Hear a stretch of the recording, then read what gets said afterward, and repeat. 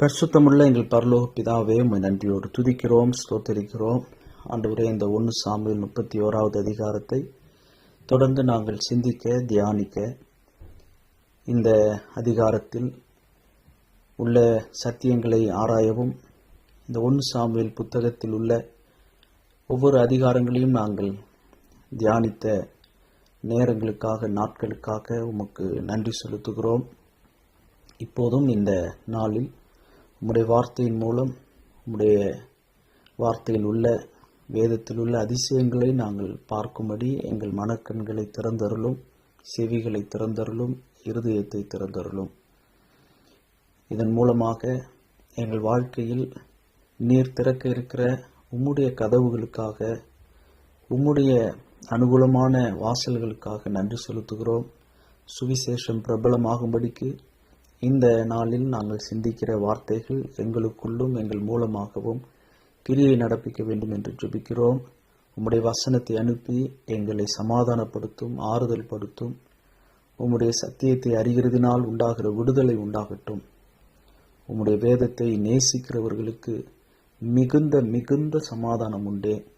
அந்த நிறைவான மகிழ்ச்சி, சமாதானத்தை, உம்முடைய பரிசுத்த ஆவியினால் உண்டாகும் சந்தோஷத்தையும் சமாதானத்தையும், அந்த அன்பையும் எங்கள் இருதயத்தில் ஊற்றும், பெருக்கும். கர்த்தர் நீர் தருகிற அளவில்லாத அந்த நிறைவான மகிழ்ச்சி இந்த நேரத்தில் எங்களுக்குள் செயல்பட வேண்டும் என்று உம்முடைய ஆளுகையின் கீழ் எங்களை ஒப்புக் கொடுக்கிறோம். கிருபை பெருகட்டும். எங்கள் ஆண்டவரும் இரட்சகரும் மீட்பெருமாகிய இயேசுவின் மூலமே ஜெபிக்கிறோம் பிதாவே, ஆமென். 1 சாமுவேல் 31 இந்த அதிகாரம் வரைக்கும் வந்திருக்கிறோம். இந்த 1 சாமுவேல் புத்தகம் ஒரு வீழ்ச்சியும் எழுச்சியும் கலந்திருக்கிற ஒரு புத்தகம். 1 சாமுவேல் ஏலியினுடைய குடும்பத்தினுடைய வீழ்ச்சி, சாமுவேலுடைய ஒரு தீர்க்கதரிசியினுடைய எழுச்சி முதல் பாகத்தில் நாம் வாசிக்க முடியும். 1 சாமுவேல் புத்தகத்தினுடைய கடைசி பாகத்தில், 2வது பாகத்தில் சவுல் ராஜாவினுடைய வீழ்ச்சியும் தாவீது அரசனுடைய எழுச்சியையும் நாம் கவனிக்க முடியும்.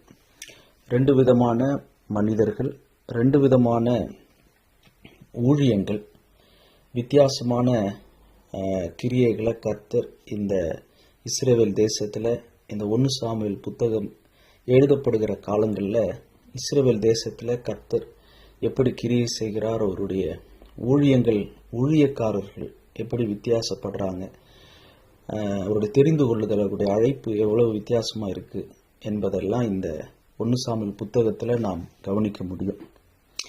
ஒரு தலைவன், ஒரு ஊழியன் விழும்போது இன்னொரு தலைவன், இன்னொரு ஊழியனை கர்த்தர் எழுப்புகிறார். அது ஏலி விழும்போது சாமுவேல் எழும்புகிறார்.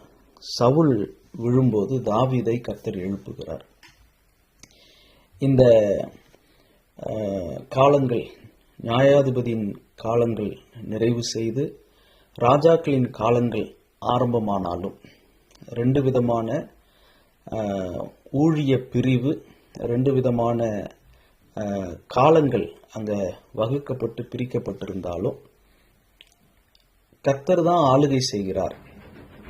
இது பிரெஞ்சில் சொல்லணும்னா லொர்வாயம் தியோக்ராத்திக்.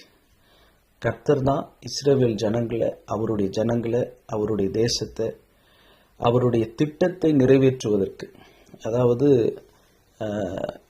எலைட் பீப்புள், தெரிந்து கொள்ளப்பட்ட ஒரு இனம் இஸ்ரவேல் மக்கள் அப்படின்னாலே சில பேருக்கு அது ஒரு நெருடலாக இருக்கும். அது என்ன, அவங்க மட்டும் தெரிந்து கொள்ளப்பட்டவர்கள் அப்படின்னு சொல்லி சிலருக்கு, யூதர்களை பிடிக்காதவங்களுக்கு, இஸ்ரவேல் நாட்டை பிடிக்காதவங்களுக்கு ஆண்டவர் பாரபட்சம் காட்டுறாரா அப்படின்னு சொல்லி அதை தவறாக புரிந்து கொள்றவங்க இருக்கிறாங்க. ஆனால் இஸ்ரவேல் மக்களை கர்த்தர் தெரிந்து கொள்ளணுன்றதுக்கு முன்னால ஆபிரகாம் என்கிற ஒரு மனிதனை தெரிந்து கொண்டார். ஒரு விதத்தில் சொல்லணும்னா ஆதாம் ஏவாள், அல்லது ஏவாள் ஆதாம் செய்த தவறை விட ஆபிரகாம் செய்த தவறு இன்னைக்கு வரைக்கும் ஆபத்தாக இருக்குது, இன்னைக்கு வரைக்கும் கரண்ட் நியூஸாக இருக்குது. அவர் ஆகார் இடத்துல போனதுனால இன்னைக்கு எத்தனை உயிர், எத்தனை குழந்தைங்க அங்க காசா பட்டணத்துல, அவங்க இஸ்ரவேல் பட்டணத்துல 2 பக்கமும் குழந்தைகளும் பொதுமக்களும் இறந்துகிட்டு இருக்கிறாங்க. அதை நம்ம கேள்விப்படும் போது ஆபிரகாம் செய்த தவறு, ஏவாள் செய்த தவறுனால முழு உலகமே மரணத்துக்கு நாம அடிமைகளாகி போயிட்டோம், பாவத்தின் சம்பளமாகிய மரணத்துக்கு. சாராள் செய்த தவறு, அந்த தவறுக்கு ஆபிரகாம் இணங்கி போனதுனால ஆகார்னால வந்த விளைவு இன்னைக்கு வரைக்கும் ஒரு முடிவில்லாத ஒரு போராக இஸ்ரவேல் மக்களுக்கும் பெலிஸ்திய மக்களுக்கும் யுத்தம் நடந்துகிட்டே இருக்கு. அப்படி ஒரு பெரிய தவறு செய்த ஆபிரகாமாக இருந்தாலும் கர்த்தர் ஆபிரகாமை தெரிந்து கொண்டார். குறை உள்ளவர் தான், அவருடைய குறை இன்னை வரைக்கும் ஒரு பெரிய பாதிப்பா இருக்குது. அதுக்கு தான் சொல்ல வந்தேன். ஆனா அந்த ஆபிரகாமை கர்த்தர் தெரிந்து கொண்டார், அழைத்தார், அவருக்கு வாக்கு பண்ணினார். அவருடைய சந்ததியில பிறக்கிறவர்கள் விசேஷித்தமானவர்கள், ஆசீர்வதிக்கப்பட்டவர்கள் அப்படிலாம் சொன்னாலும் கூட தேவ நோக்கம் என்னன்னா, அவருடைய குமாரனாகி இயேசு கிறிஸ்து பிறக்க வேண்டும், மேசியா வர வேண்டும். மனிதன் செய்த பாவத்திற்கு ரத்தம் சிந்துதல் இல்லாமல் பாவ மன்னிப்பு இல்லை. அங்க ஏதேன் தோட்டத்துல அவர் சொன்ன வார்த்தை அது நிறைவேறணும்.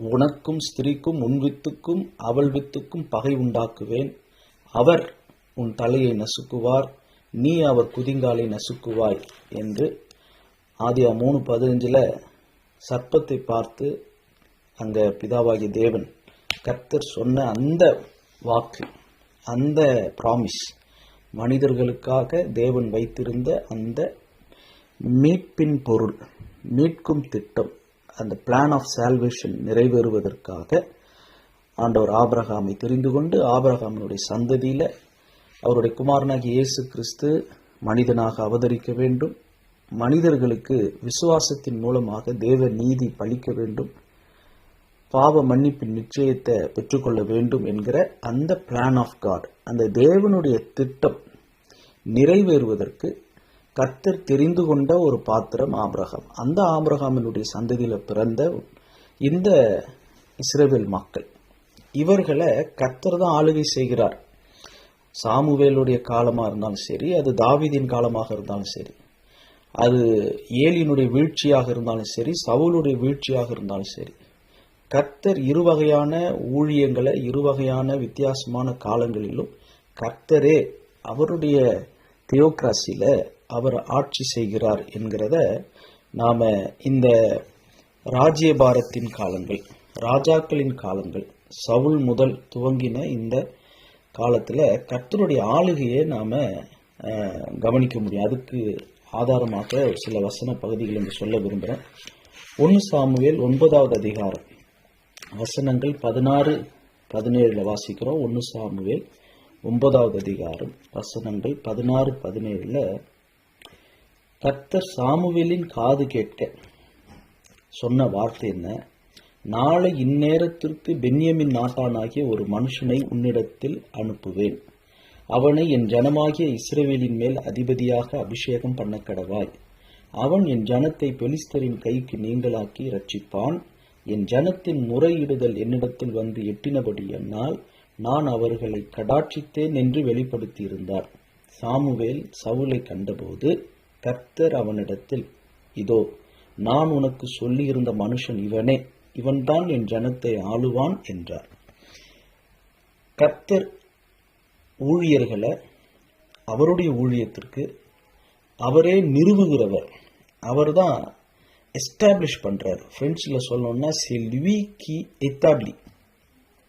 அவர்கிட்ட தான் அந்த சுஃப்ரான்டி யூனிவர்சல், அந்த முழு ஆளுகையும் சர்வாதிகாரமும், கேள்வி கேட்க முடியாத அந்த அதிகாரம் அவரிடத்துல தான் இருக்குது.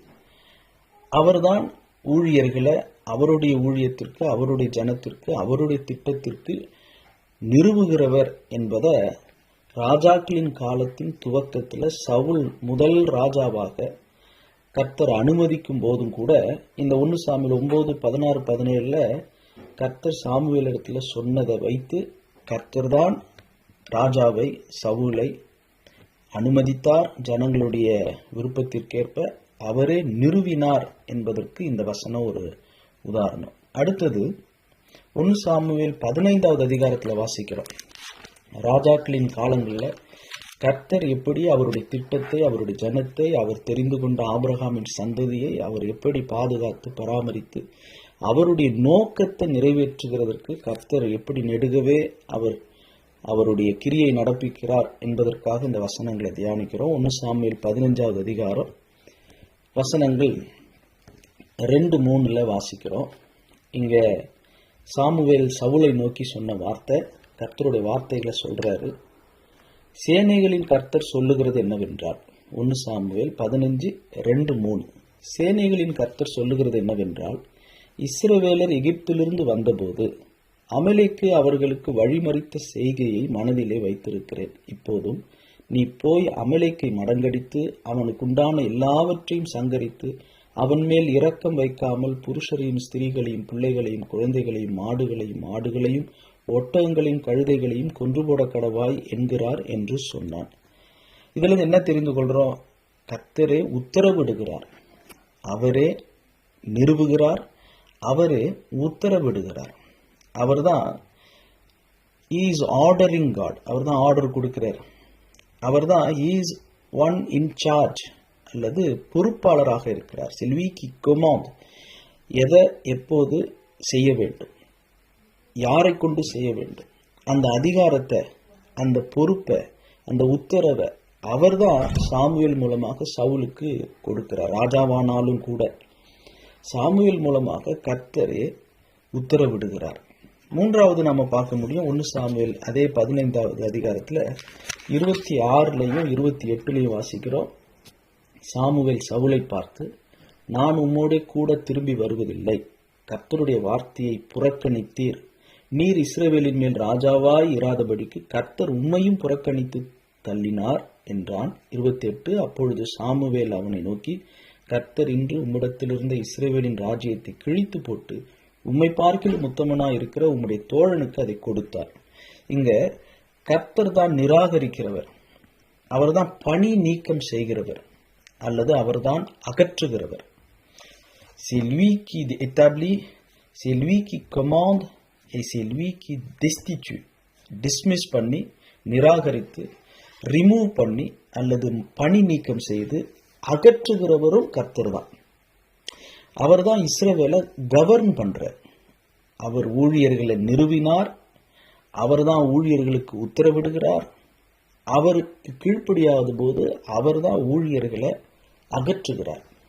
அது ராஜாவான ஒரு ஊழியமாக சவுல் மூலமாக துவங்கப்பட்ட காலத்திலிருந்து இந்த 3 காரியங்களையும் தொடர்ந்து சவுல் காலத்திலிருந்து நாம் கவனிக்க முடியும்.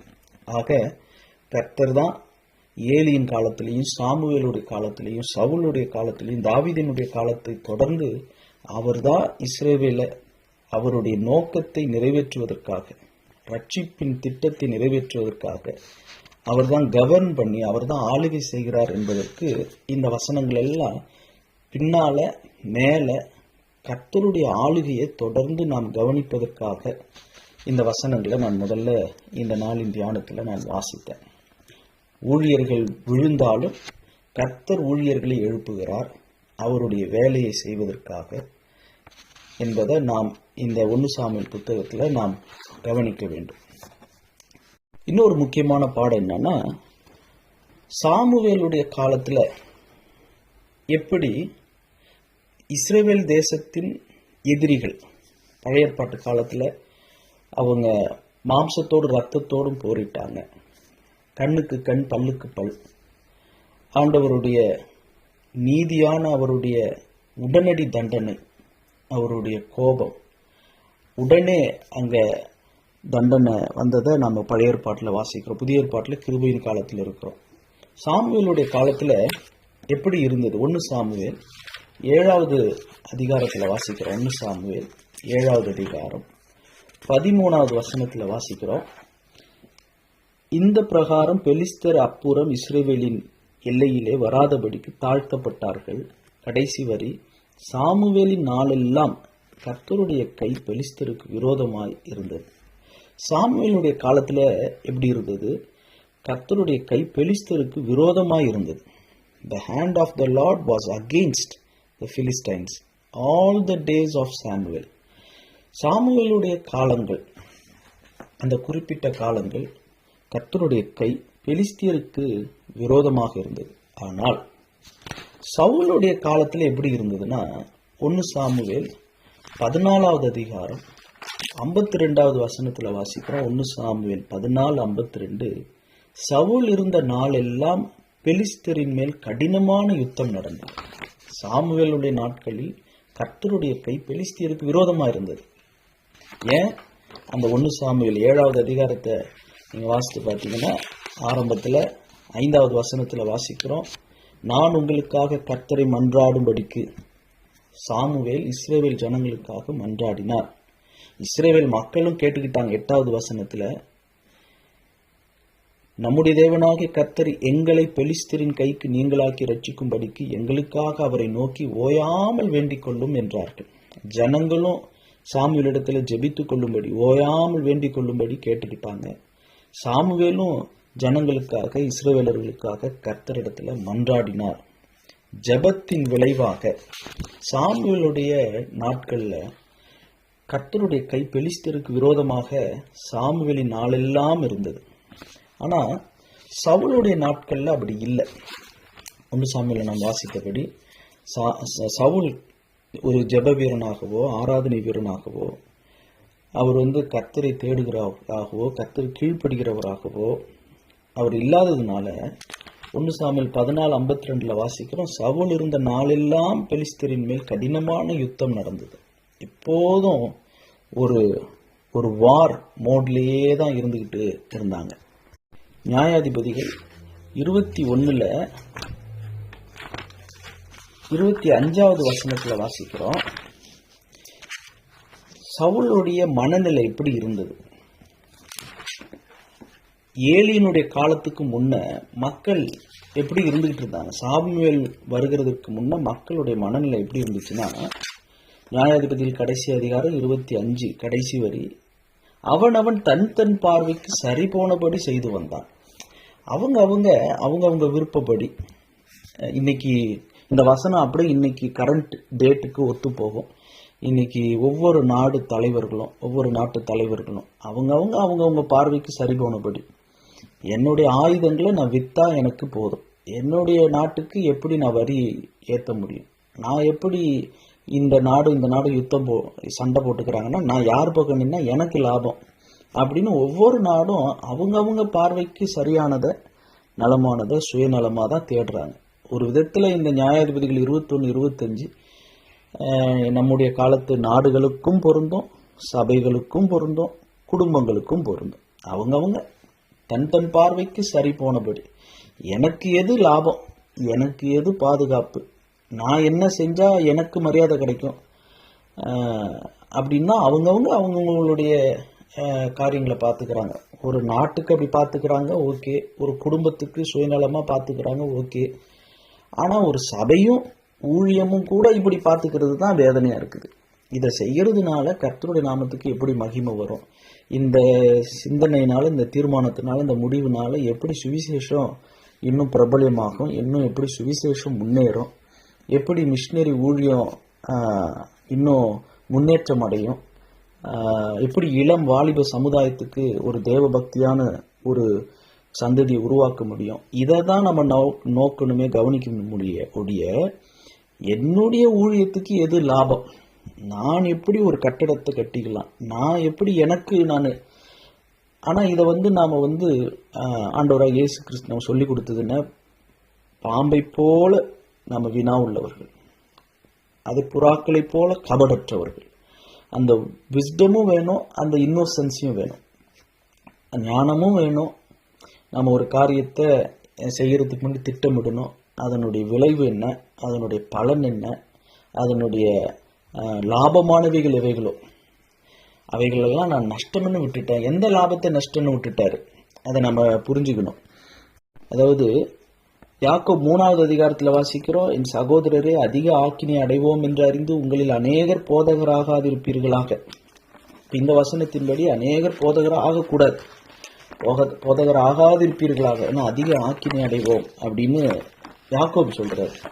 ஆனா 1 கொரிந்தியர்ல நீங்க வாசித்தீங்கன்னா 1 கொரிந்தியர் 9வது அதிகாரத்துல என்ன போட்டிருக்கு, 9வது அதிகாரம் 16வது வசனத்துல, சுவிசேஷத்தை நான் பிரசங்கித்து வந்து மேன்மை பாராட்ட எனக்கு இடம் இல்லை, அது என் மேல் விழுந்த கடமையா இருக்கிறது. சுவிசேஷத்தை நான் பிரசங்கியாதிருந்தால் எனக்கு ஐயோ, நான் பிரசங்கியாதிருந்தால் எனக்கு ஐயோ, நான் பிரசங்கிக்கிறவனாக இருந்தால் அதிக ஆக்கினியை நான் அடைவேன் என்று அறிந்து நம்மில் அநேக பிரசங்கியாக, ஆசிரியராக, வேதத்தை போதிக்கிறவர்களாக இருக்கக்கூடாதுன்னு யாக்கோபு சொல்றாரு. பவுல் சொல்றாரு, நான் பிரசங்கியாது இருந்தால் எனக்கு ஐயோன்றாரு. இப்போ நான் பிரசங்கிக்கணுமா, பிரசங்கிக்கூடாது, போதிக்கணுமா, போதிக்கக்கூடாது. அப்போ இங்கே நம்ம ஒரு ஞானமாக நடந்து கொள்ளணும். இதில் ஒரு ஊழியத்தில் கர்த்தருடைய நாமத்துக்கு, தேவனுடைய ராஜ்யத்துக்கு எது பயனுள்ளது, பலனுள்ளது, எனக்கு ஆபத்து வராதபடிக்கு, நான் அவசரப்பட்டு சிக்கிக்கொள்ளாதபடிக்கு நான் கவனமாக இருக்கணும். ஆனால் இது எல்லாமே வெறும் குரூக்கடாக, கன்னிங்காக, சுயநலமாக, தனக்கு லாபம் மட்டும் பார்த்து மற்றவங்களை நிராகரித்து இக்னோர் பண்ணி புறக்கணிக்கிற அந்த மனப்பான்மை இல்லாதபடிக்கும் நம்ம கவனமாக இருக்கணும். ஸோ சவுல் வாழ்ந்த காலத்தில் சவுலுக்கு இருந்த முந்தைய ஜென்ரேஷன் தலைமுறைக்கு இருந்த புத்தி மனநிலை என்னன்னா, அவனவன் தன் பார்வைக்கு சரி போனபடி செய்து வந்தான். ஏன்னா ஒரு தலைமைத்துவம் இல்லை, ஒரு லீடர்ஷிப் இல்லை, ஒரு கட்டமைப்பு இல்லை, ஒரு வழிநடத்த யாரும் இல்லை. அவங்கவுங்க மனசாட்சிக்கு பயந்து அவங்கவுங்க இருந்துகிட்டு இருந்தாங்க. அவங்க சொல்றதுதான் நியாயம். சவுல் இந்த ஒரு கோட்பாட்டில் இப்படி ஒரு மனநிலை தான் சவுல் வாழ்ந்துகிட்டு இருந்தார். ஒரு பக்கம் தேவனும் ஆளுகை செய்கிறாரு, வீழ்ச்சியும் எழுச்சியையும் கர்த்தரே ஆளுகை செய்து அவரே அங்கே உத்தரவிட்டு நிறுவி அகற்ற வேண்டியவர்களை அகற்றி பணி நீக்கம் செய்து நிராகரிக்கிற வேலையை கர்த்தர் ஒரு பக்கம் செஞ்சிட்டு இருக்கிறாரு. ஆனால் கீழே இங்கே சவுல் போன்றவங்க, சாமுவேல் போன்றவங்களுடைய வாழ்க்கையில் அவங்களுக்கு இருந்த ஆண்டவரோடு உள்ள இருந்த உறவுக்கும் உறவு இல்லாததுக்கும் உள்ள வித்தியாசத்தையும் நம்ம வேதத்தில் படம் பிடித்து பார்க்க முடியும். சாமுவேலுடைய காலத்தில் கர்த்தருடைய கை பெலிஸ்தியர்களுக்கு விரோதமாக இருந்தது, ஏன்னா சாமுவேல் கர்த்தரோடு ஜெபித்து கொண்டிருந்தார். சவுலுடைய காலத்தில் பெலிஸ்தியருக்கு விரோதமாக நெடுக சவுலுடைய காலம் முழுவதும் யுத்தம் போராகவே இருந்துகிட்டு இருந்தது. ஆனால் இந்த பெலிஸ்தியர்களுக்கு விரோதமான அந்த யுத்தத்தில் என்ன செய்யணும், என்ன செய்தால் அவங்கள மேற்கொள்ள முடியும் அப்படின்னு சாமுவேல் ஒரு ரகசியத்தை அவர் சொல்லி கொடுத்துருக்கிறாரு. 1 சாமுவேல் 7வது அதிகாரம் 3வது வசனம்.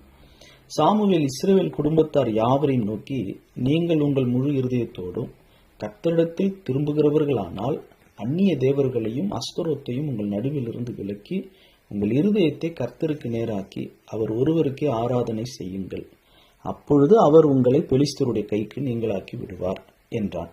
இப்போ பெலிஸ்தியருடைய கைக்கு நீங்களாகணும், பெலிஸ்தியருக்கு விரோதமாக கர்த்தருடைய கை இருக்கணும், பெலிஸ்தியர்கள் இஸ்ரவேல் மக்களை மேற்கொள்ளக்கூடாது அப்படின்னா முழு இருதயத்தோடு கர்த்தரிடத்தில் திரும்புங்கள், அந்நிய தேவர்களையும் அஸ்தரோத்தையும் உங்கள் நடுவில் இருந்து விலக்குங்கள், உங்கள் இருதயத்தை கர்த்தருக்கு நேராக்குங்கள், அவர் ஒருவருக்கே ஆராதனை செய்யுங்கள், அப்பொழுது அவர் உங்களை பெலிஸ்தருடைய கைக்கு நீங்களாக்கி விடுவார். இது சாமுவேல் சொல்லி கொடுத்த, சவுலுக்கும் சேர்த்து சொல்லி கொடுத்த ஒரு பாடம், ஒரு வரையறை, ஒரு பிரமாண, கர்த்தருடைய பிரமாணத்துக்கு உட்பட்ட ஒரு வாழ்வு முறை. ஆனால் அதை சவுல் கடைபிடிக்கல. அதனால சவுலுடைய காலம் முழுவதும் பெலிஸ்தியர்களுக்கு விரோதமான யுத்தம் நடந்துகிட்டே இருந்தது. சவுல் ராஜாவானதும் சரி, சவுல் அவர் இறக்கும் போதும் சரி, அவர் எப்படி ராஜாவானார், எப்படி அவர் இறந்தார் என்பதை நம்ம ஓசியா புஸ்தகத்தில் நாம் வாசிக்க முடியும். ஓசியா 13வது அதிகாரம், ஓசியா 13:11. நான் கோபத்திலே உனக்கு ராஜாவை கொடுத்தேன், என் உக்கிரத்திலே அவனை எடுத்துக்கொண்டேன். இங்கே 2 விதமான நபர்களிடத்துல கர்த்தருடைய கோபம் வெளிப்பட்டதை வாசிக்கிறோம். கோபத்திலே உனக்கு ராஜாவை கொடுத்தேன், உனக்கு கொடுத்தேன். இஸ்ரவேல் மக்களை பார்த்து, இஸ்ரவேல் தேசத்தை பெர்சோனிஃபிகேஷன் பண்ணி அவர்களை ஒரு ஆள் தத்துவமாக அவங்கள பார்த்து கர்த்தர் சொல்றாரு, நான் கோபத்துல தான் ராஜாவை கொடுத்தேன். ஏன்னா நீங்க என்ன ராஜாவா இல்லாதபடிக்கு என்னை தள்ளிட்டு ஒரு மனித ராஜாவை நீங்க கேட்குறீங்க. மற்ற நாடுகள்ல இருக்கிற மாதிரி எங்களுக்கும் ஒரு ராஜா வேணும்னு கேட்டீங்க. நான் கோபத்துல ராஜாவை கொடுத்தேன். யார் மேல உள்ள கோபம்? இஸ்ரவேல் மக்கள் மேல இருந்த கோபத்துல கொடுத்தேன். ஆனா அந்த ராஜாவை எடுத்துக்கொண்ட போது என் உக்கிரத்திலே அவனை எடுத்துக்கொண்டேன். இஸ்ரவேல் மக்கள் மேல உள்ள கோபத்தினால சவுலை எடுத்துக்கொள்ளல, சவுல் மேல இருந்த கோபத்தினால சவுலை எடுத்துக்கொண்டேன். கோபத்திலே உனக்கு ராஜாவை கொடுத்தேன், என் உக்கிரத்திலே அவனை எடுத்துக்கொண்டேன். அந்த வசனம் எங்க இருக்குன்னா, கர்த்தர் சொல்வாரு, ஒருவேளை சவுல் தற்கொலை செய்து இறந்தாலும் கூட 1 புஸ்தகத்துல வாசிக்கிறோம். ஓசியால் என்ன வாசித்தோம்? அவர் கோபத்திலே ராஜாவை கொடுத்தார், உக்கிரத்திலே எடுத்துக்கொண்டார். மக்கள் மேல இருந்த கோபத்துல கொடுத்தார், சவுல் மேல இருந்த உக்கிரத்தினால சவுல் எடுத்துக்கொண்டார். ஆனா 1 புஸ்தகத்துல வாசிக்கிறோம். 1 10வது அதிகாரம் 13 வாசிக்கிறார். 1 10 13 14. சவுல் கர்த்தருடைய வார்த்தையை கை கொள்ளாமல் கர்த்தருக்கு செய்த தன் துரோகத்து நிமித்தமும் அவன் கர்த்தரை தேடாமல் அஞ்சனம் பார்க்கிறவர்களை கேட்கும்படிக்கு தேடினது நிமித்தமும் செத்து போனான்.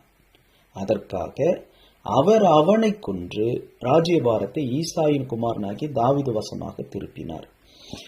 நமக்கு தெரியும் 1 சாமுவேல் 31 சவுல் தற்கொலை செய்து கொண்டதாக வாசிக்கிறோம்.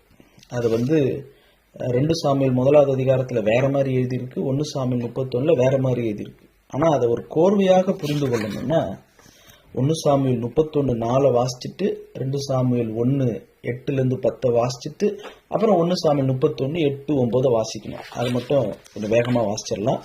1 சாமுவேல் 31:4. சவுல் தன் ஆயுததாரியை நோக்கி, அந்த விருத்த சேதனம் இல்லாதவர்கள் வந்து என்னை குத்தி போட்டு என்னை அவமானப்படுத்தாதபடிக்கு நீ உன் பட்டயத்தை உருவி என்னை குத்தி போடு என்றான். அவனுடைய ஆயுததாரி மிகவும் பயப்பட்டதினால் அப்படி செய்ய மாட்டேன் என்றான். அப்பொழுது சவுல் பட்டயத்தை நட்டு அதன் மேல் விழுந்தான். இது முதலில் நடந்தது. தற்கொலை செய்து கொள்ள வாழும்போதும் சரி சாகும்போதும் சரி சவுல் அவர் கர்த்தரிடத்துல விசாரிக்காம, கர்த்தரை குறித்து சிந்திக்காம, கர்த்தருடைய வழிநடத்தல கேட்காம அவர் அவருடைய வாழ்க்கையும் வாழும்போதும் சரி சாகும்போதும் சரி ஒரே விதமா அவசரமா முடிவெடுக்கிறவராகவே வாழ்ந்தார்.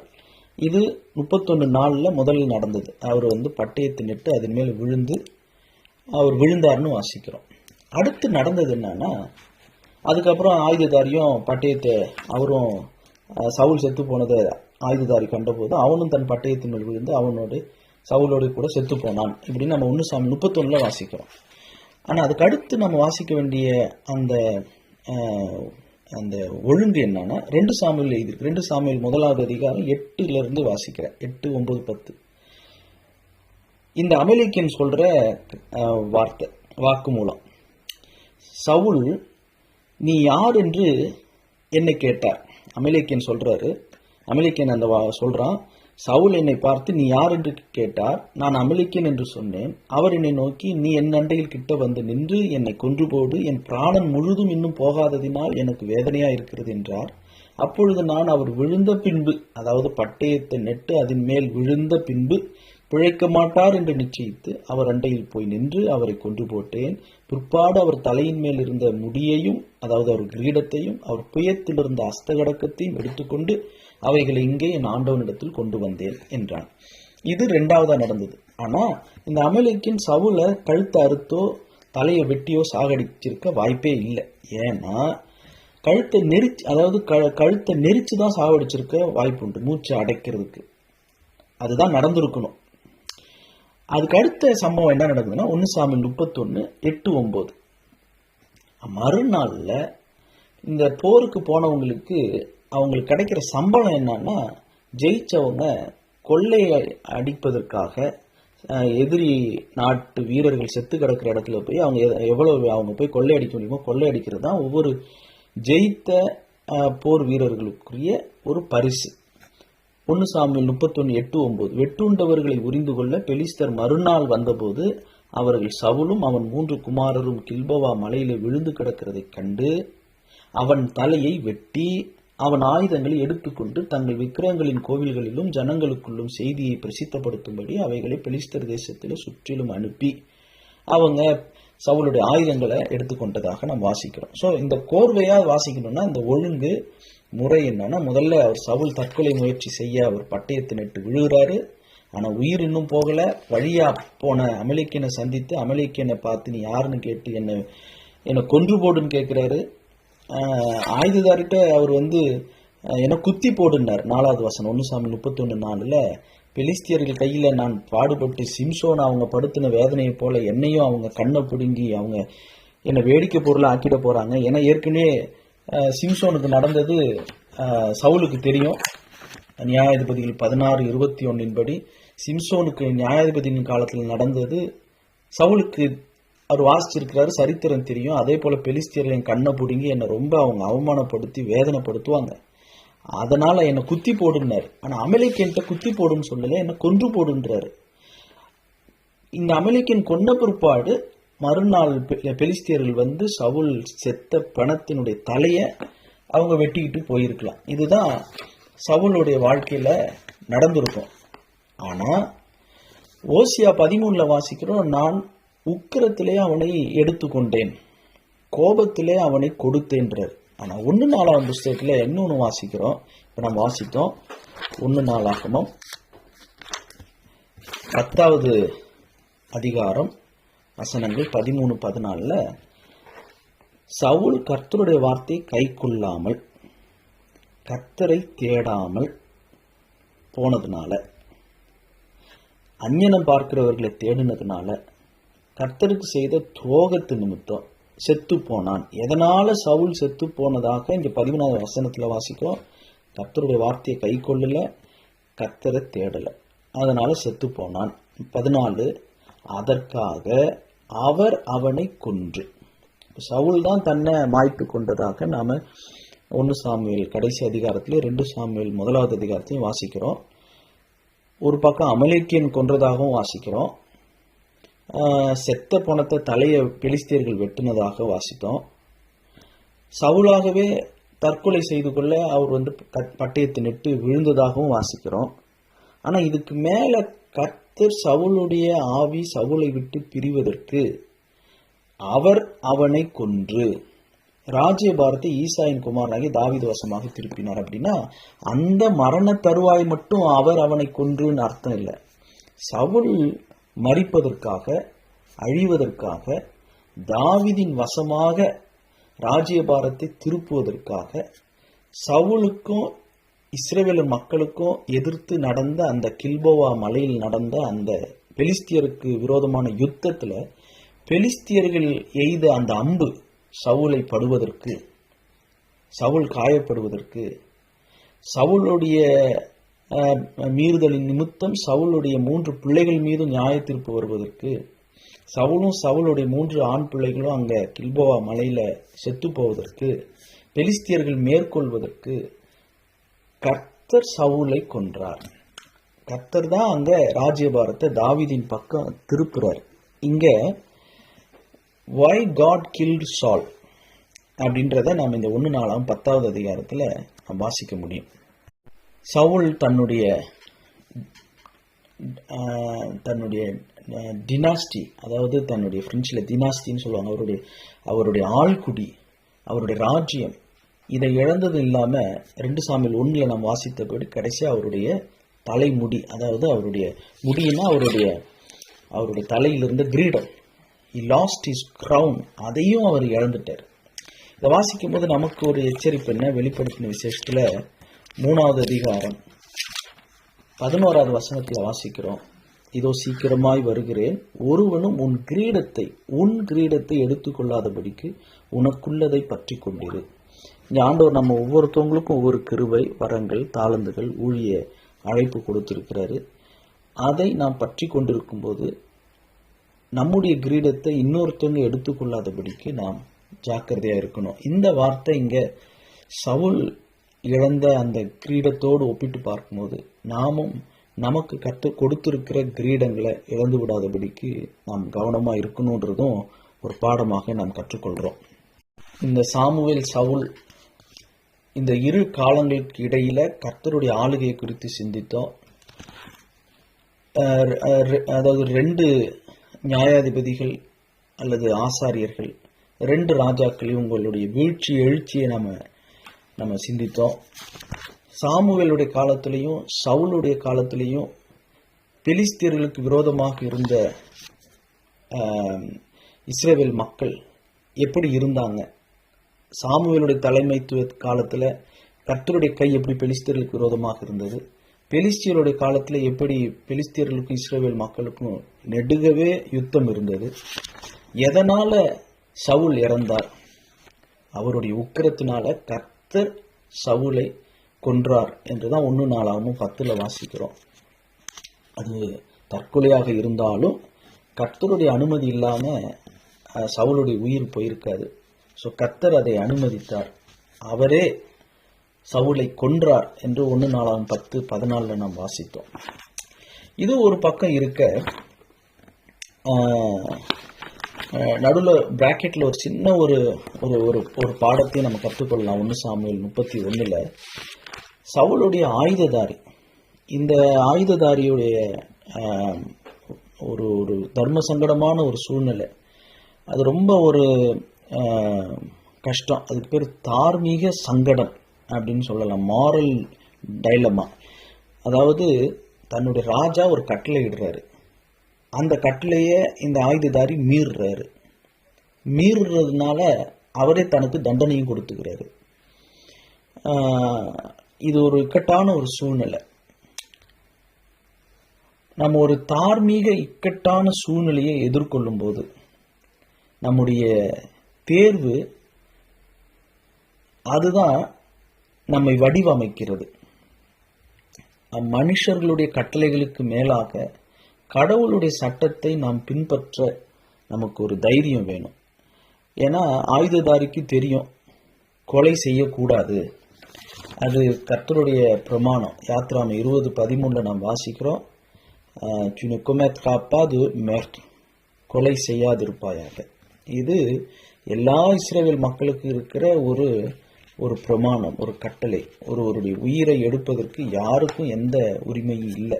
அதுவும் அபிஷேகிக்கப்பட்ட சவுல் ராஜாவுடைய உயிரை சவுலே எடுக்க சொல்லி சொன்னாலும் நான் எடுக்க மாட்டேன் அப்படின்னு இந்த ஆயுததாரி, சவுலுடைய ஆயுததாரி இருந்தது. அது நமக்கு ஒரு பெரிய சவால். நிறைய நேரங்களில் நாம் இப்படிப்பட்ட ஒரு தார்மீக சங்கடமான தர்ம சங்கடமான சூழ்நிலையில மாட்டிக்கொள்றோம். எதை செய்யறது, எங்க போறது, யார் பேச்சை கேட்கறது, இந்த கல்யாணத்துக்கு போறதா, இந்த விழாவுக்கு போறதா, போகாம இருக்கிறதா, போகாம இருந்தாலும் பிரச்சனை, போனாலும் பிரச்சனை, எதை செய்யறது அப்படின்ற ஒரு சூழ்நிலை. அதுல குறிப்பா அங்க நாம எடுக்க வேண்டிய முடிவு என்னன்னா, மனித கட்டளைகளா கடவுளின் சட்டமா, எதை நாம் கடைபிடிப்பது, எதை நாம் தெரிந்து கொள்வது. இது இங்க இந்த சவுலினுடைய ஆயுததாரின் இடத்திலிருந்து நாம் கற்றுக்கொள்கிற ஒரு பாடம். சவுல் ஆயுததாரிட்ட கேட்கும்போது அதை கடைசி கட்டளையையும் அந்த கடைசி இவ்வளவு நாள் கீழ்ப்படிஞ்சு கூடவே உயிர் காப்பாளன், தன்னுடைய உயிரை போல சவுளுடைய உயிரை நினைக்கக்கூடிய ஒரு நம்பகமான ஒரு மனிதன்.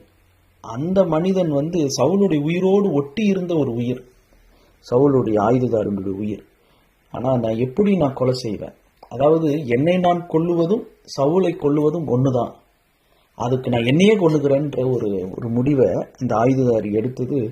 அவருடைய அந்த விசுவாசம், அந்த ஃபெய்த்ஃபுல்னஸ், கடைசி வரைக்கும் ராஜாவுக்கு அதனால மெய் காவலன், உண்மையான ஒரு உயிர் காக்கிறவன். அதை செய்ய மாட்டான்னு தெரிஞ்சே சவுல் கேட்டிருக்கிறாரு. அது எவ்வளவு இப்படிப்பட்ட சவுலுக்கும் இப்படி ஒரு மெய்க்காவலன் இருந்தது. ரொம்ப ஆச்சரியமா இருக்கு. இதுல இருந்து சின்னதா நம்ம கத்துக்கிற ஒரு சின்ன பாடம் என்னன்னா, மனித கட்டளையா கர்த்தருடைய கடவுளுடைய சட்டமா, எதை பின்பற்ற போகிறோம், எதற்கு தைரியம் நமக்கு வேண்டும். அது ஒரு ஸ்ட்ராங் டெசிஷன். அதை இந்த ஆயுததாரிகிட்ட இருந்து நாம் கற்றுக்கொள்ளுகிறோம். ஊழியத்திலையும் அது நமக்கு ரொம்ப ஒரு பெரிய ஒரு உற்சாகமா இருக்கு. பிஷப் சொல்றத கேட்கிறதா, பாஸ்டர் சொல்றத கேட்கிறதா, ஸ்தாபன தலைவர் சொல்றத கேட்கிறதா, இல்லைங்க எங்களுடைய டெனாமினேஷனல் சட்டத்திட்டத்தின்படி நாங்கள் கமிட்டியில் எடுத்த முடிவின்படி இதை தான் நாங்கள் செய்யணும் அப்படின்னு சொல்றத கேட்கிறதா, பாரம்பரியத்துக்கு கீழ்ப்படுகிறதா, இல்லை கர்த்தருடைய வார்த்தைக்கு கீழ்ப்படுகிறதா, மனுஷருடைய கற்பனையா இல்லை கர்த்தருடைய கட்டளையா, சட்டமா, இதை தான் இங்கே நாம் இந்த ஆயுததாரி போல நாம் முடிவெடுக்க நமக்கு ஒரு துணிச்சலும் தைரியமும் வேணும். சாமுவேலுடைய காலத்தில் கர்த்தர் இன்னொரு காரியத்தையும் செய்கிறார். அது ரொம்ப ஆச்சரியமாக இருக்குது. அது என்னன்னா, தீர்க்க தரிசன ஊழியத்தினுடைய ஒரு பிறப்பிடம். எப்படி பெந்தேகோஸ்து நாளில் சபை பிறந்ததோ, பெத்லேகேமில் இயேசு கிறிஸ்து கடவுள் மனிதனாக பிறந்தாரோ, அதுபோல இந்த சாமுவேலுடைய காலத்தில் சாமுவேலே ஒரு ஒரு அதிசயமான ஒரு அற்புத குழந்தை, ஒரு மிராக்கிள் பேபி அன்னாளுக்கு. ஆனால் சாமுவேலுடைய காலத்தில் தீர்க்க தரிசன ஊழியம் ஆரம்பமாகுது. அந்த நெசான்ஸ் டு மூவ்மெண்ட் ப்ரொஃபெட்டிக் அங்கே தான் ஆரம்பிக்குது. இது 2 வசனத்தில் ரொம்ப அழகாக இதை நம்ம இதை வாசிக்க முடியும். அப்போஸ்தலரில் நம்ம எப்படி வாசிக்கிறோம், அதே அப்போஸ்தலரில் 2 வசனங்களில் வித்தியாசமாக வாசிக்கிறோம். அப்போஸ்தலர் 13:20 எப்படி வாசிக்கிறோம்னா, ஏறக்குறைய 450 வருஷ காலமாய் சாமுவேல் தீர்க்கதரிசி வரைக்கும் அவர்களுக்கு நியாயாதிபதிகளை ஏற்படுத்தி வந்தார். 450 வருஷம் நியாயாதிபதிகளின் காலங்கள். அதில் சாமுவேல் தீர்க்கதரிசி வரைக்கும் அப்படின்னா கடைசி நியாயாதிபதி சாமுவேல். ஆனால் சாமுவேல் எப்படி இந்த வசனத்தில் பவுல் அந்தியோக்கியாவுக்கு வந்திருக்கும் போது ஜெபாலயத்தில் சொல்றாரு, சாமுவேல் தீர்க்கதரிசி வரைக்கும், ப்ராஃபட் சாமுவேல் வரைக்கும் நியாயாதிபதிகளை ஏற்படுத்தி வந்தார். அப்ப சாமுவேல் கடைசி நியாயாதிபதி, டர்னியர் ஜூஜ், லாஸ்ட் ஜட்ஜ். ஆனா அப்போஸ்தலர் 3வது அதிகாரத்துல பேதுரு எப்படி சொல்றாரு பாருங்க. பேதுரு மூலமாக அவர் எருசலேம் தேவாலயத்துக்கு வந்திருக்கும் போது, பேதுருவும் யோவானும் வந்திருக்கும் போது அங்க ஒரு அற்புதம் கர்த்தர் செய்யறாரு. அங்க பேதுரு பேசின அந்த பிரசங்கத்துல பேதுரு என்ன சொல்றாரு, அப்போஸ்தலர் 3:24, சாமுவேல் முதற்கொண்டு. பவுல் அந்தியோக்கியாவில் என்ன சொன்னாரு, சாமுவேல் தீர்க்கதரிசி வரைக்கும்னாரு. பேதுரு சொல்றாரு சாமுவேல் முதற்கொண்டு, அதாவது சாமுவேல்ல இருந்து, ஃப்ரம் சாமுவேல் எத்தனை பேர் தீர்க்க தரிசனம் உரைத்தார்களோ அத்தனை பேரும் இந்த நாட்களை முன்னறிவித்தார்கள். அப்ப இந்த வசனத்தின் அடிப்படையில் சாமுவேல் தான் முதல் தீர்க்கதரிசி. அந்த சாமுவேல் காலத்திலிருந்து தீர்க்க தரிசன ஊழியம், அந்த மூவ்மெண்ட் ரொம்ப வலுவாக ஆரம்பிக்குது. அதுக்கு முன்னாடி நோவாவே ஒரு தீர்க்கதரிசியாக யூதாவின் புஸ்தகத்தில் நம்ம வாசிக்க முடியும். நோவா தீர்க்க தரிசனம் சொன்னதாக யூதா புஸ்தகத்தில் எழுதியிருக்கு.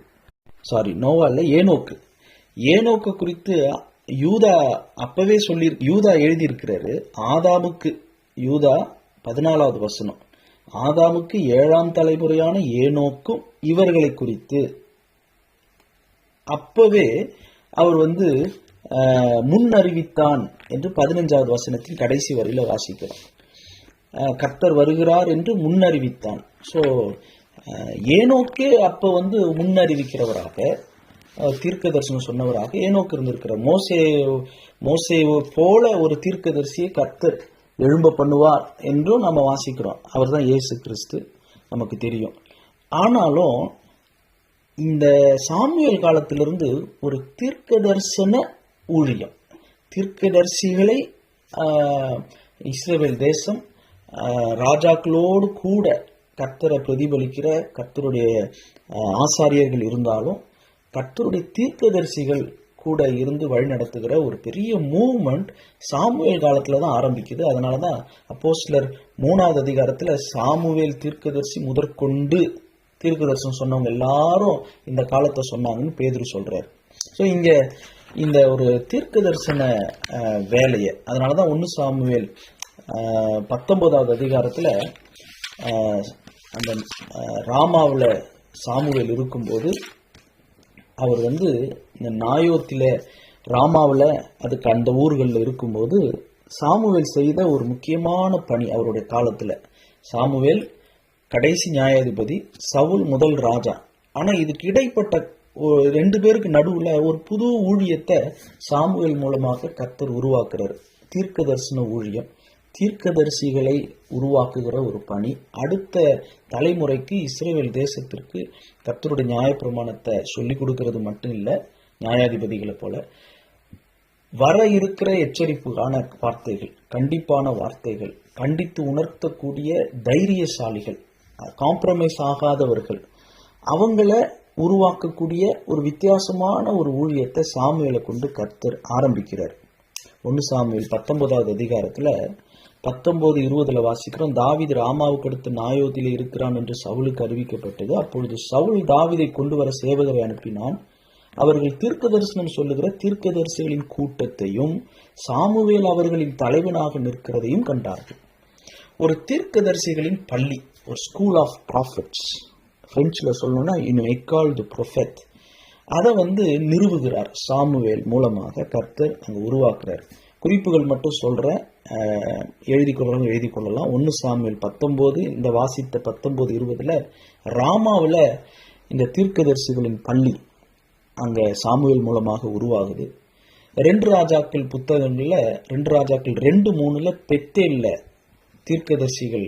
தீர்க்கதரிசிகளின் புத்திரரை குறித்து வாசிக்கிறோம். 2 ராஜாக்கள் 2:5 எரிகோவில் இந்த தீர்க்கதரிசிகளின் பள்ளி இருந்தது. 2 ராஜாக்கள் 4:38 கில்கால்லையும் இப்படிப்பட்ட ஒரு தீர்க்கதரிசன மூவ்மெண்ட். இந்த 4 பட்டணங்களில் சாமுவேலுடைய காலத்தில் அங்கங்க தீர்க்க தரிசனம் சொல்லுகிற கர்த்தருடைய ஆவியை வித்தியாசமான முறையில் வெளிப்படுத்துகிற, அந்த காலத்துக்கு அந்த காலத்திற்கு வித்தியாசமான ஒரு ஊழியம்.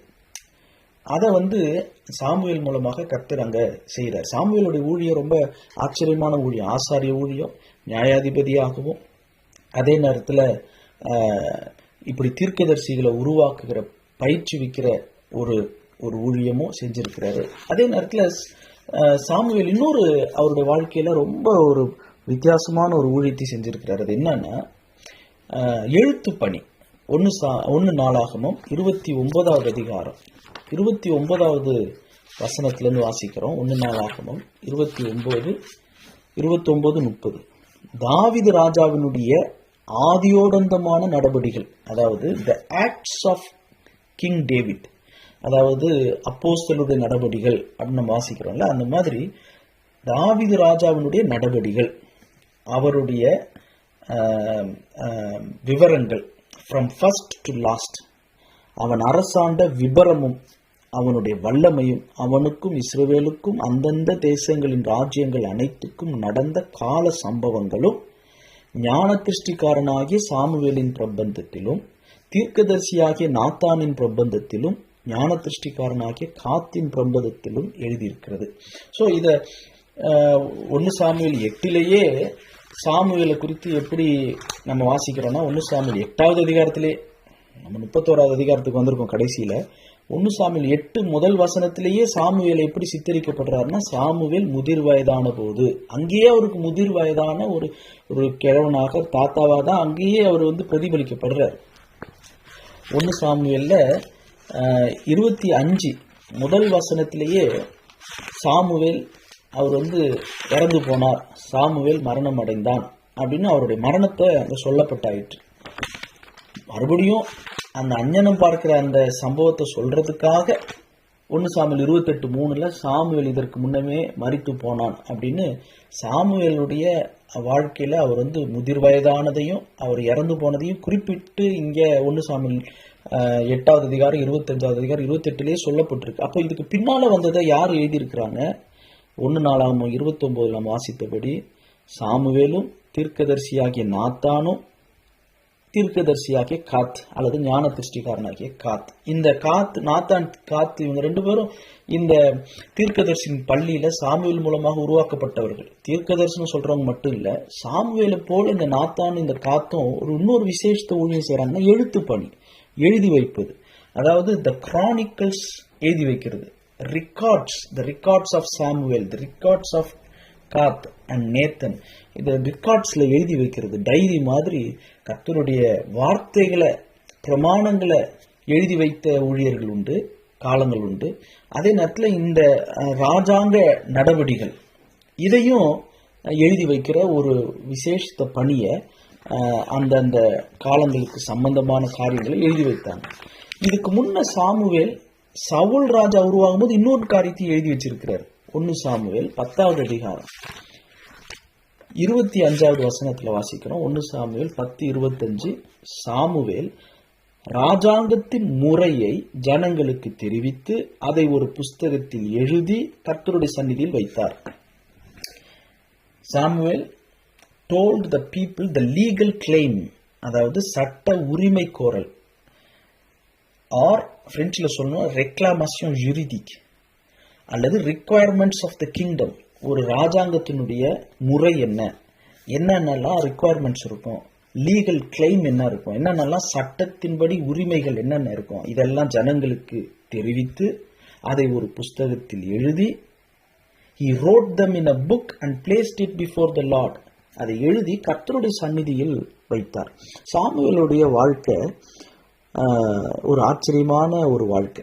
சவுல் அது ஒரு புதிரான வாழ்க்கை, அது ஒரு குழப்பமான ஒரு வாழ்க்கை. ஆனால் சாமுவேலுடைய வாழ்க்கை ஒரு வெல் டிசிப்ளின், அதே மாதிரி ரொம்ப பன்முகத்தன்மையான ஒரு எழுப்புதலான ஒரு காலம். தீர்க்க தரிசன மூவ்மெண்ட் அங்கே எழுப்பப்படுது. ஜெபத்தினால் பிறந்த மகன், ஜெபத்தினாலேயே சாமுவேல் இருந்தார். தேசத்துக்காக ஜெபித்தார். நான் உங்களுக்காக ஜெபிக்கலன்னா நான் பாவம் செய்த மாதிரி ஆயிடும்னு சொன்னாரு. 2 ராஜாக்களை அபிஷேகம் பண்ணியிருக்கிறார், சவுலையும் தாவீதையும். தன்னுடைய முதிர் வயதிலையும் தீர்க்கதரிசிகளுக்கு அவர் ஒரு ஒழுங்கான பள்ளியை உருவாக்கி தீர்க்கதரிசிகளை கர்த்தரோடு இருக்கிறவர்களை உருவாக்கி இருக்கிறாரு. ராஜாவை உருவாக்குறதுக்கு முன்னாடி ஒரு தேசத்தினுடைய எப்படி இந்தியாவுக்கு ஒரு கான்ஸ்டிடியூஷனை உருவாக்குறதுக்கு அம்பேத்கர் எப்படி சட்டத்திட்டங்களை அவர் அவ்வளவு எத்தனை வருஷங்கள் எடுத்து அந்த லா ஆஃப் கான்ஸ்டிடியூஷன் இந்திய சட்டத்திட்டங்களை அம்பேத்கர் எழுதினது போல, அம்பேத்கர் அவர் படிப்பறிவில் அனுபவத்தில் அவருடைய அது ஒரு கர்த்தருடைய ஒரு ஆற்றல் தான். நம்ம சுய பலன் சொல்கிறோம், அது கூட கர்த்தருடைய பலன் தான். எப்படின்னா நீங்கள் ஒரு டேபிள் தூக்குறீங்க நம்மளுடைய உடல் பலத்தில், ஆனால் இன்னொரு பக்கம் பேரலைஸ்டான ஒரு மனுஷன் இருக்கிறாங்கன்னு வச்சுக்குவோம், அவங்களால ஒரு சின்ன ஒரு பேனா கூட கையில் பிடிக்க முடியல. அப்போ அந்த ஒரு பேரலைஸ்டான ஒரு நபர் ஒரு டேபிளை தூக்குறாருன்னா அது கர்த்தருடைய பலன் நம்ம சொல்கிறோம். ஆனால் ஒரு சாதாரண ஒரு மனுஷன் ஒரு டேபிளை தூக்கும் போது அது கர்த்தருடைய பலன் சொல்ல மாட்டோம். நம்ம நினச்சிக்கிறோம் அது நம்மளுடைய சுய பலன். ஆனால் சுய பலன் கூட கர்த்தர் அருள்னா தான் அந்த சுய பலன் இருக்கும். ஆனால் எல்லாத்தையும் சுய பலன்ல செய்ய முடியாது. நமக்கு இருக்கிற சாதாரண உடல் பலன், ஆற்றல், அறிவு, திறமை, அது அம்பேத்கர் எழுதினா கூட அது கடவுள் கொடுத்த ஒரு ஞானம். அது கொடுக்கலன்னா அது அந்த மனித ஆற்றல் கூட ஆண்டவர் கொடுக்கறது தான். ஆனால் இங்கே சாமுவேல் எழுதினது கர்த்தருடைய ஆவியினால. அவர் அம்பேத்கர் ஒரு பொதுவான கர்த்தர் கொடுத்த ஒரு ஞானம். அது ஒரு சராசரி மனிதனுக்கு தேவ சாயலில் உருவாக்கப்பட்ட மனுஷனுக்கு கொடுக்கப்பட்ட ஒரு ஒரு ஒரு ஞானம். அந்த அந்த உண்மையான ஞானத்தை, ஆதாமுக்கு இருந்த ஞானத்தை பாவத்தினால மனுஷன் இழந்தாலும் பாவத்தினால அது கரைப்பட்டிருந்தாலும் ஓரளவுக்கு அது ஒரு ஒரு ஒரு மிச்ச மீதி ஞானமாவது மனுஷனுக்கு இருக்கு. அந்த மிச்ச மீதி ஞானத்திலேயே இவ்வளவு அறிவாளிகளும் திறமைசாலிகளும் சயின்டிஸ்டும் இந்த உலகத்தில் இருக்கிறாங்க. இங்க சாமுவேல் எழுதுனது இது கர்த்தருடைய ஆவியினால. அவர் இஸ்ரவேல் தேசத்தினுடைய அந்த முறைகளை, அந்த லீகல் கிளைம்ஸை, ரெக்குவயர்மெண்ட்ஸை இதெல்லாம் அப்பவே அவர் எழுதியிருக்கிறார். ஸோ ஒரு அரசியல், ஒரு ராஜ்யத்தினுடைய முறைகள் எப்படி இருக்கணும் இதை எழுதி வச்சிருக்கிறார். அடுத்து தாவீது ராஜாவை குறித்த காலங்களில் அவர் தாவீதோடு வாழ்ந்தப்ப இருந்த சம்பவங்கள் எல்லாம் அவர் எழுதி வச்சிருக்கிறார். பிற்பாடு அதை நாத்தான் தொடர் சொல்லியிருக்கிறார், காத்தும் எழுதியிருக்கிறார். இந்த எழுத்து பணிக்கு சாமுவேல் ஒரு பெரிய ஒரு மெனக்கெடல், ஒரு நேரம், அதுக்குன்னு அவருடைய ஊழியத்தில் அவர் இது இல்லாமல் நீங்கள் 1 சாமுவேல்ல பார்த்தீங்கன்னா 7வது அதிகாரத்தில் அவர் வருஷா வருஷம் புறப்பட்டு 1 சாமுவேல் 7:16 அவர் உயிரோடு இருந்த நாளெல்லாம் 1 சாமுவேல் 7:15 இஸ்ரவேலை நியாயம் விசாரித்தார். உயிரோடு இருந்த நாளெல்லாம் விசாரித்தார், நியாயம் விசாரித்தார். வருஷா வருஷம் புறப்பட்டு பெத்தேலையும் கில்காலையும் மிஸ்பாவையும் சுற்றி போய் அவ்விடங்களிலெல்லாம் இஸ்ரவேலை நியாயம் விசாரித்த பின்பு ராமாவுக்கு திரும்பி வருவான். அவனுடைய வீடு அங்கே இருந்தது. அங்கே இஸ்ரவேலை நியாயம் விசாரித்து அவ்விடத்தில் கர்த்தருக்கு ஒரு பலிபீடத்தை கட்டினான். ஸோ வாழ்நாள் முழுவதும் நியாயம் விசாரித்தல், அதாவது அநியாயம் நியாயம், அநீதி நீதி, இதை நியாயம் விசாரித்து விசாரித்து விசாரித்து அந்த அனுபவத்தினாலையும் ஒரு ராஜ்யத்தினுடைய ஒரு முறைமை எப்படி இருக்கணும் என்பதை நமக்கடுத்து ஒரு ராஜா வராரு, அந்த ராஜாவுக்கு நம்ம ஒரு கான்ஸ்டியூஷன் எழுதி கொடுக்கணுன்றதையும் எழுதியிருக்கிறாரு. அது ரொம்ப ஆச்சரியமா இருக்கிறத பற்றி நமக்கு விளக்கமா அதிகமாக நமக்கு தகவல் இல்லை. தாவீதை குறித்தும் நடந்த நடவடிக்கைகள் எல்லாம் ஒரு கிரானிக்கலா, ஒரு ரெக்கார்டாக அதையும் எழுதியிருக்கிறார். ஆனால் சாமுவேல் அதுக்கு பிற்பாடு மறிச்சிடுறாரு. பின்னால் வரவங்க தான் அதை எழுதுறாங்க. அதில் ஒரு 2 வசனத்தை பார்க்கலாம்.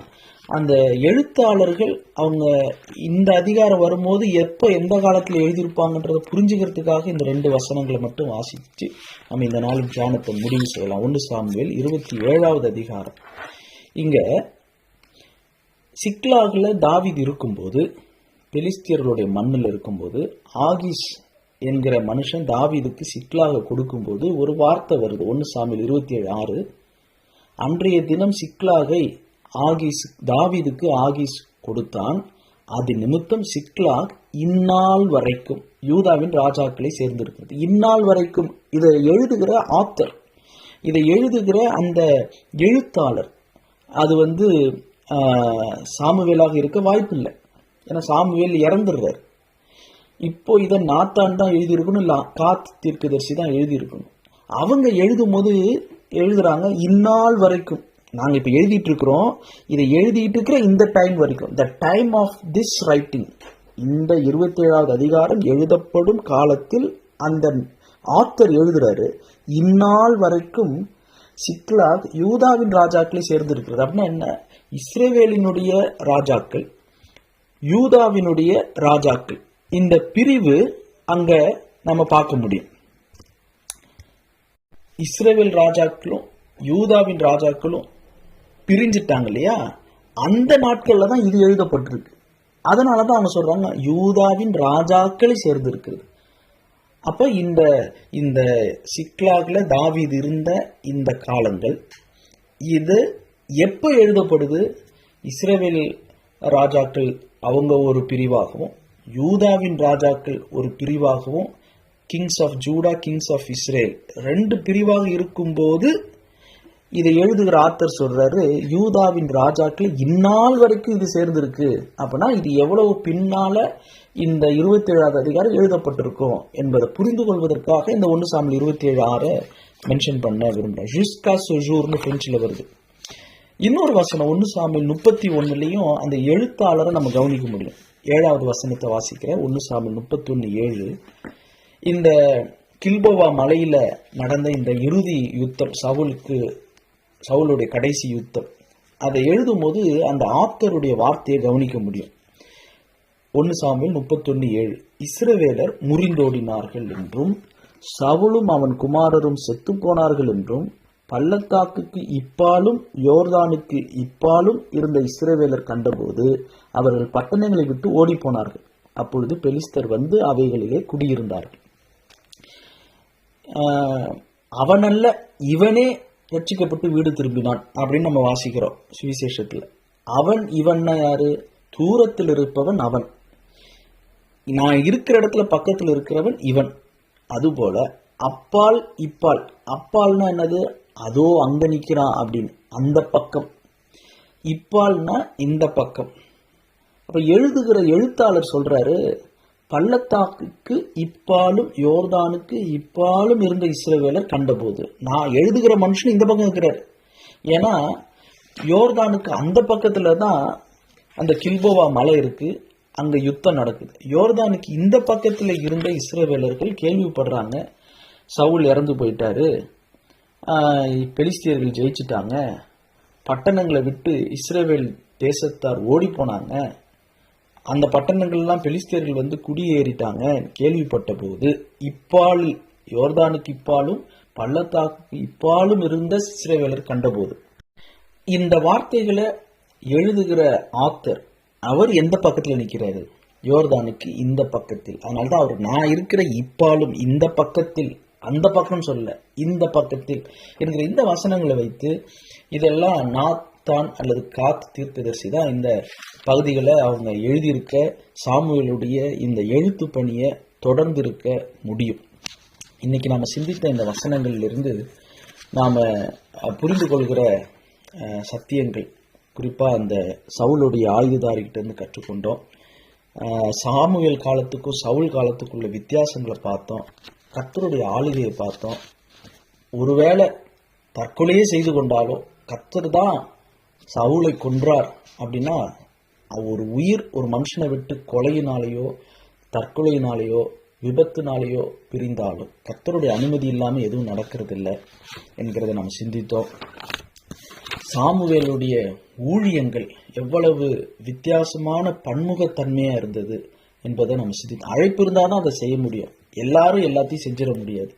மத்தேயு அவருடைய சுவிசேஷத்துல எழுதுறாரு, அவருடைய சுவிசேஷம் அவர் எழுதும் போது எழுதுறாரு, மறுரூப மலைக்கு பேதுருவையும் யோவானையும் யாக்கோபையும் இயேசு கிறிஸ்து அழைத்து கொண்டு போனார். அப்போ அவர் எழுதும்போது என்ன கூட்டிட்டு போல பாருங்க, அவங்களதான் கூப்பிட்டு போனாரு. மத்தேயு 17 முதல் வசனத்தில் வாசித்து பார்த்தீங்கன்னா, 6 நாளைக்கு பின்பு இயேசு பேதுருவையும் யாக்கோபையும் அவனுடைய சகோதரனாகி யோவானையும் கூட்டிக் கொண்டு தனித்திருக்கும்படி உயர்ந்த மலையின் மேல் போய். எழுதுறது யாரு? மத்தேயு. என்ன கூட்டு போல, நான் ஏன் அவங்க 3 பேரையும் கூட்டு போனதை சொல்லணும்? இது அவங்க 3 பேர்ல யாரோ சொல்லிதானே எழுதியிருப்பாரு. உயிர் தெழுத பிற்பாடுதான் இதை சொல்லணும்னு வேற ஆண்டவர் சொல்லியிருந்தாரு. நான் உயிரோடு எழுந்திருக்க வரைக்கும் யாருக்கும் சொல்லாதீங்கன்னு.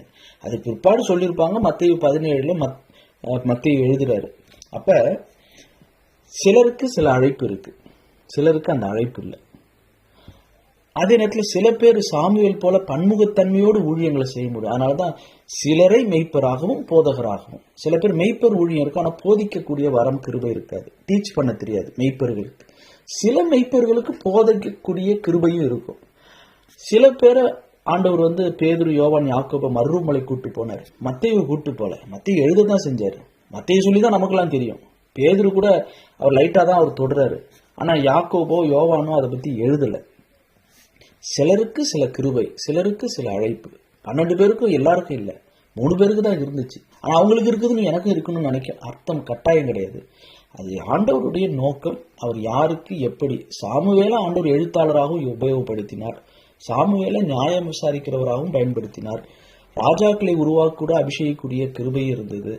சாமுவேலை கொண்டு இஸ்ரவேல் தேசத்துக்கு ஆலோசனைகளை எச்சரிப்புகளை கொடுக்கக்கூடிய, ராஜாங்கத்தின் முறைகள் எல்லாம் எழுதக்கூடிய, அந்த நியாய விசாரணை நீதி அரசனாக அந்த அனுபவத்திலிருந்து எழுதக்கூடிய கிருபை வரங்கள் இருந்தது. தீர்க்கதரிசிகளை உருவாக்கக்கூடிய பள்ளிகளை பட்டணங்கள் தோறும் 4 பட்டணங்கள்ல உருவாக்கக்கூடிய அந்த கிருபை சாமுவேலுக்கு ராமாவிலையும் பெத்தேல்லையும் எரிகோவிலையும் கில்கால்லையும் உருவாக்கக்கூடிய கிருபை இருந்தது.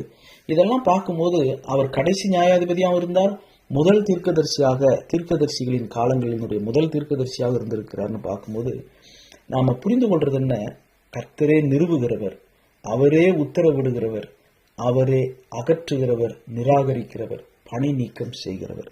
அவர்தான் எல்லாற்றையும் ஆளுகை செய்கிறார் என்கிறத இந்த நாளில் நாம் சிந்திக்க முடிகிறது. ஜெபம் செய்வோம்.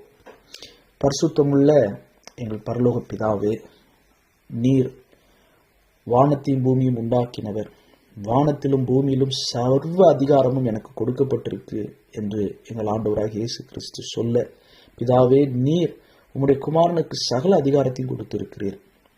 அந்த அதிகாரத்தை ஆண்டவரே நாங்கள் உம்முடைய குமாரனாகிய இயேசு கிறிஸ்துவை ஏற்றுக்கொண்ட போது நாங்கள் தேவனுடைய பிள்ளைகளாக அதிகாரத்தை நாங்களும் பெறுகிறோம்.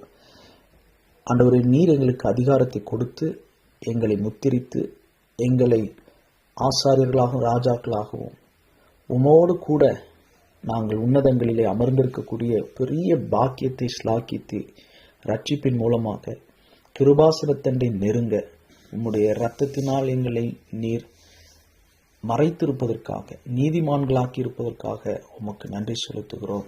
ஆண்டவரே நீரே சகலத்தையும் ஆளுகிறவர், நீரே பொறுப்பாளராக நிறுவி உத்தரவிட்டு ஆண்டவரே உமக்கு பிரியமில்லாமல் கீழ்ப்படியாதவர்களை நிராகரித்து அகற்றுகிறவர். சாமுவேலுடைய வாழ்க்கையில் ஆண்டவரே நீர் கொடுத்த அந்த பன்முகத்தன்மையான ஊழியங்களை இன்றைக்கு நாங்கள் விவரமாக நாங்கள் தியானிக்க உதவி செய்தீர். சவுலுடைய வாழ்க்கையில ஆண்டவரே அவர் எடுத்த அந்த கடைசி முடிவும் கூட கர்த்தருடைய அனுமதி இல்லாமல் அவருடைய உயிர் அவரை விட்டு பிரியவில்லை. நீர் உக்கிரத்திலே தான் சவுலை கொன்று போட்டீர், எடுத்துக்கொண்டீர் என்று நாங்கள் அறிந்திருக்கிறோம், இன்றைக்கு கற்றுக்கொண்டோம். ஆண்டவரே ஆயுததாரியைப் போல ஆண்டவரே நாங்கள் மனுஷருடைய கட்டளையா கர்த்தருடைய சட்டமா, எதற்கு எப்படி நாங்கள் தீர்மானம் எடுத்து கீழ்ப்படிவது, அந்த தர்ம சங்கடமான தார்மீகமான அந்த சங்கடங்களில் நாங்கள் கர்த்தரை பிரியப்படுத்தக்கூடிய தீர்மானங்களை எடுக்க எங்களுக்கு உதவி செய்யும். ஈசாக்கை பலியிடுவதற்கு ஆபிரகாம் முன் வந்தது போல நேசகுமாரன் ஈசாக்கு அல்ல, அவரே என்னுடைய ஆத்தும நேசர் என்று நிரூபித்த அந்த பலிபீடங்களை கட்ட எங்களுக்கு ஊழியத்திலும் குடும்பத்திலும் உதவி செய்யும். தேசங்களுக்காக ஜெபிக்கிறோம். அவரவர் தன் தன் பார்வைக்கேற்றபடி நலமானதை தீர்மானித்து சுயநலமாக வாழ்கிற இந்த உலக நாட்களில் ஊழியத்திலையும் சபையிலையும் குடும்பத்திலையும் ஆண்டவரே, எங்களுக்கு எங்கள் பார்வைக்கு நலமானதை மாத்திரம் நாங்கள் முடிவெடுத்து செய்து விடாமல் கணவன் மனைவி குடும்பத்தில் உம்முடைய சட்டத்திட்டங்களுக்கு உட்பட்டு வாழ உம்மை பிரியப்படுத்த எங்களுக்கு ஞானத்தையும் அறிவையும் உணர்வையும் தந்தருளும்.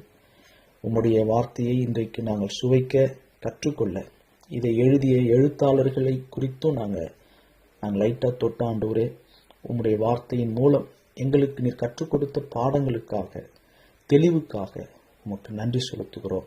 எல்லாருக்கும் எல்லா விதமான ஊழிய அழைப்பும் கிருபை வரங்களும் இல்லை.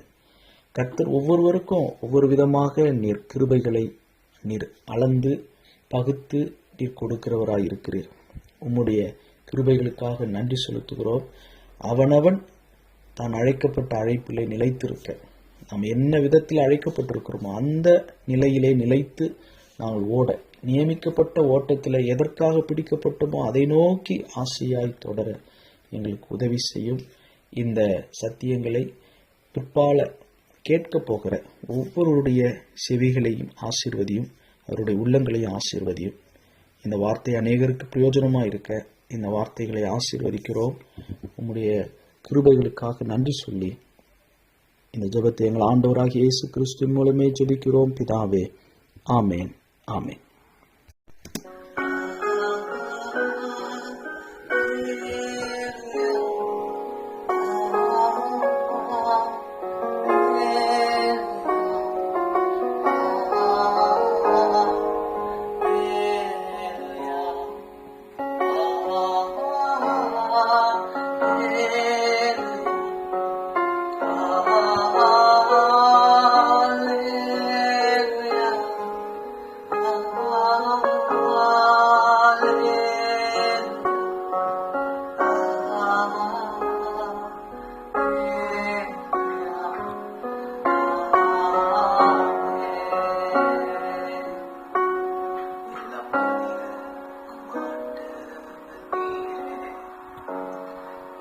ஆசீர்வாதம்